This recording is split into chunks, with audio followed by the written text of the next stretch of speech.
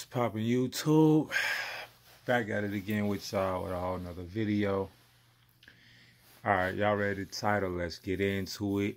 My thoughts on Canadian trucker protests and also the American trucker protests that might be coming up March 6th. Alright, so obviously, if you ain't caught up, the whole point of these protests are for the vax mandates in Canada to be pretty much lifted across the country.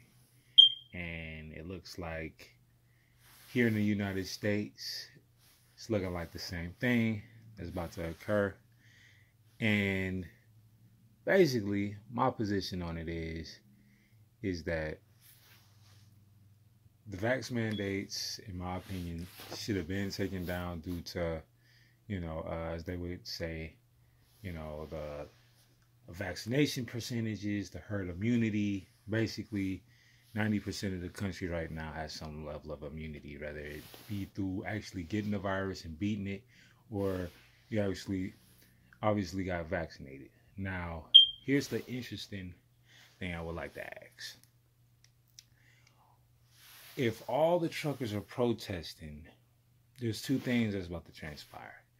There's going to be companies most likely hiring new drivers, that's actually willing to work. So the hiring process might actually be a little bit faster due to the driver shortage, indicating through the protest. And then also if a protest happens and certain roads are being blocked off, and, it has everything to do with the supply chain and everything like that, which is already stuck in one position as it is, that might cause a lot of logistic, problems as far as like goods and certain, supplies and certain materials to go back and forth throughout the states, or however you want to put it.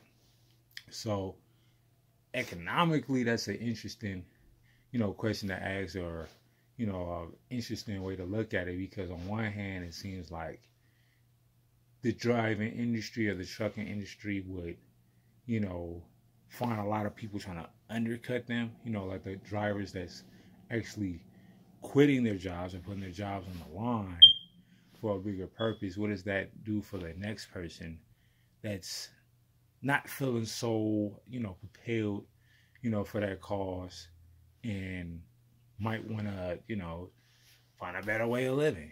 They might sit up there and be like, hey, they're going to drop them eventually. Why sit up there and protest about it? So there are people that may not feel that strong about it. And then, like I said,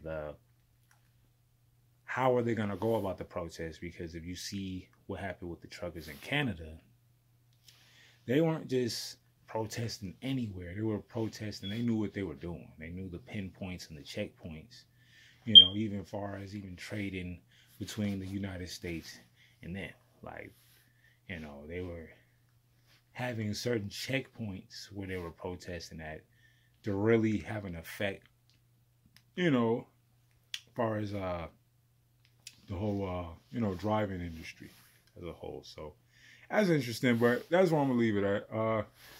Y'all got any questions, that y'all want me to answer? Leave comments down below. Make sure y'all like and subscribe on top of that. And with that being said, man, more videos on the way. That being said, thanks for watching. I'm up out of here.